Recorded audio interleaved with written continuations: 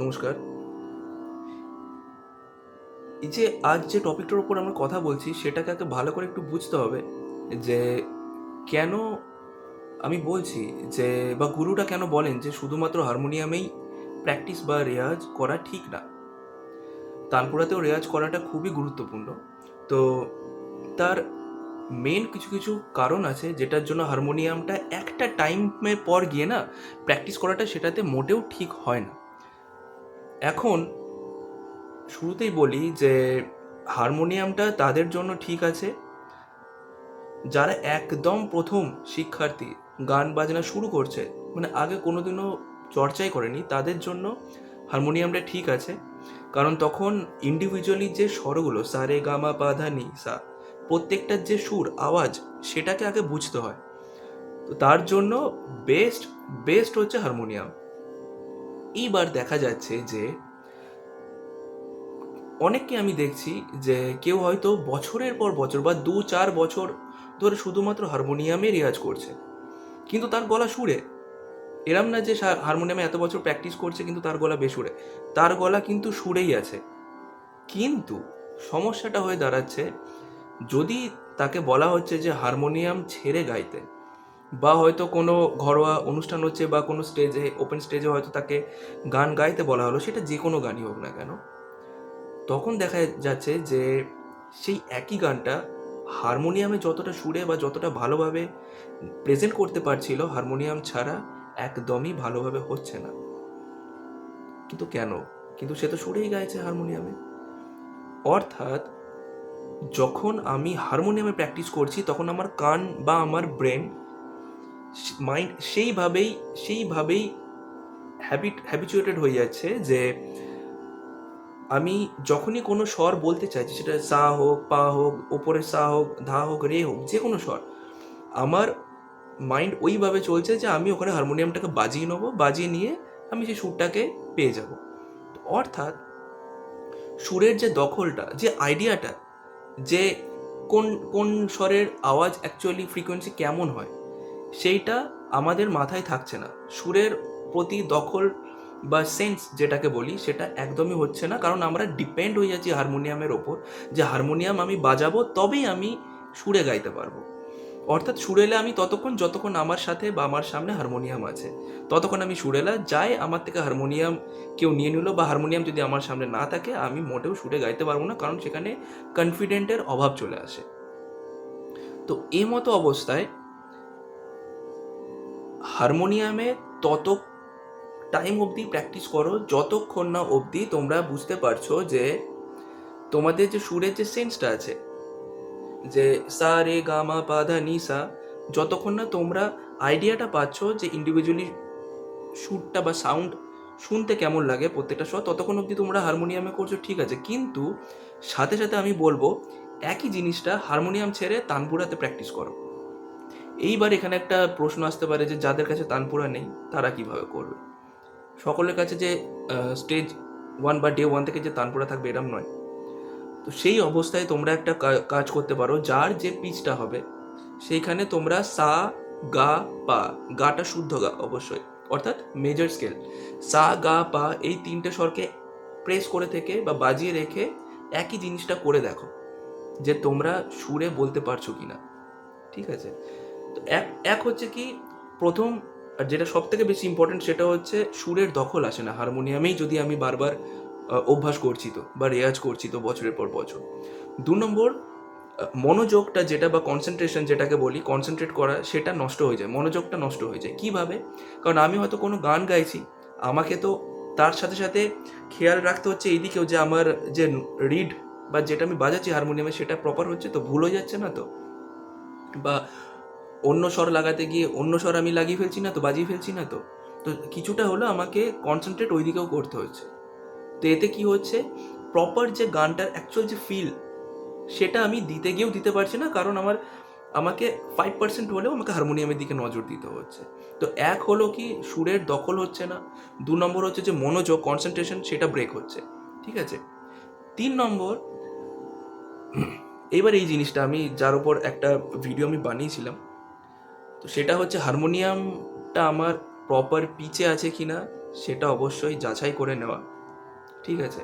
Plus harmonium আমরা যখন গাইছি, যখন আমরা বেলো করছি, তখন আমরা অজান্তেই বেলোটাকে এতবার বেশি করে ফেলি যে আওয়াজ অনেক বেশি বেড়ে যায়।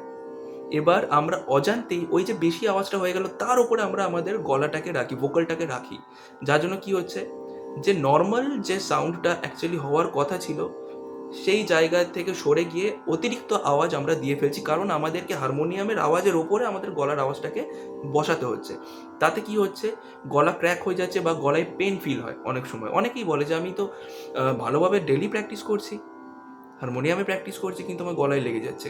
এই হচ্ছে একটা কারণ, যে আওয়াজটা এতটাই বেশি হয়ে যায় বেলো করতে করতে।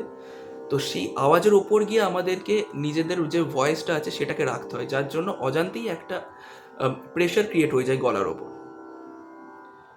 তো এই তিনটে যে মেজর রিজন, একটা হচ্ছে সুরের দখল না হওয়া, যেটা সব থেকে বড় নেগেটিভিটি একটা গায়কের ক্ষেত্রে। 2 নম্বর হচ্ছে মনোযোগ নষ্ট হওয়া, কনসেন্ট্রেশন ব্রেক হওয়া। আর 3 নম্বর হচ্ছে যে অ্যাকচুয়াল যে ভয়েস থ্রোটা সেটা হয় না। আওয়াজটা বেশি হয়ে যাওয়ার কারণে আমাদের গলার আওয়াজটা আরও বেশি করে বার করতে হয়, যার জন্য গলায় প্রেশার পড়ে, পেন ফিল হয়।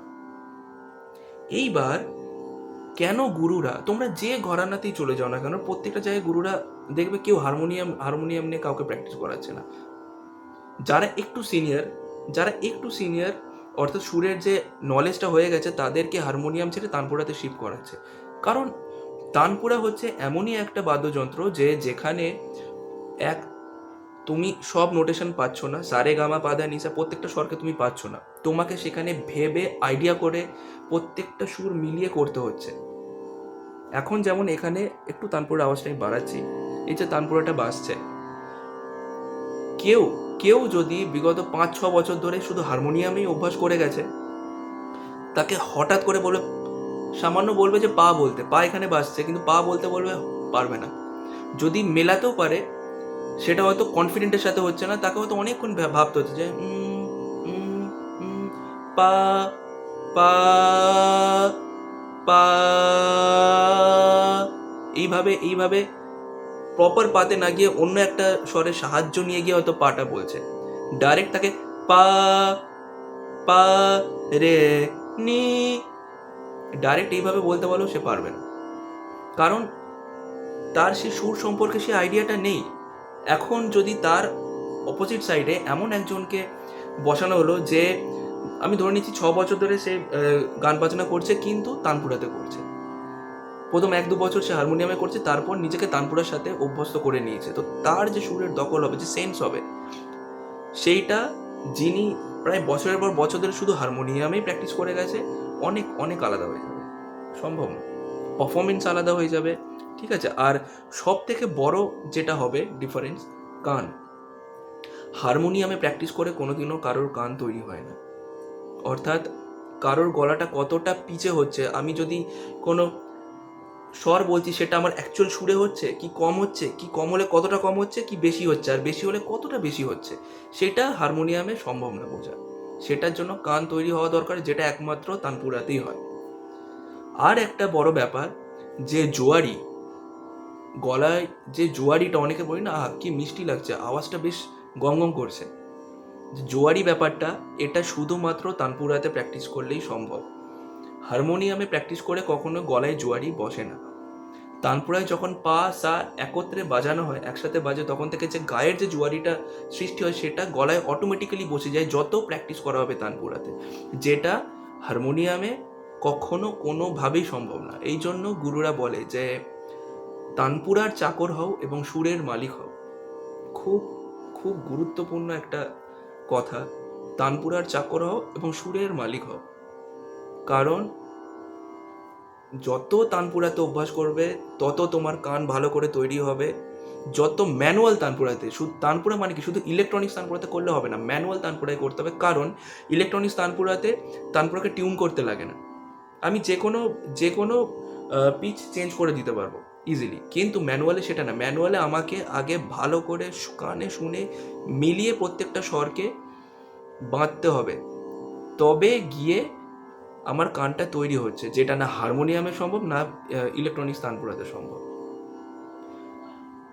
তো এই বিষয়গুলো একটু খেয়াল রাখলে গলায় যে সুর বা যে সুরেলা গলা সেটা আরও ভালোভাবে তৈরি হবে বা নিজেকে আরও ভালোভাবে তৈরি করতে পারবে। যে কোনো অডিশন হোক বা যে কোনো কিছু প্রোগ্রামের জন্য হোক, যারা গান বুঝবে না তারাও অ্যাটলিস্ট এইটুকু বুঝতে পারবে যে তুমি সুরে গাইছো কি বেসুরে গাইছো। এই ছোট ছোট জিনিসগুলো না খুব বড় বড় ইম্প্যাক্ট ফেলে লাইফে। তো এইগুলো একটু খেয়াল রেখে গাইলে খুব ভালো হবে। অবশ্যই চেষ্টা করে দেখো। আরও যদি কিছু জানার হয় আমাকে অবশ্যই জানাও, আমি অবশ্যই সবার কমেন্টে রিপ্লাই করব। ধন্যবাদ।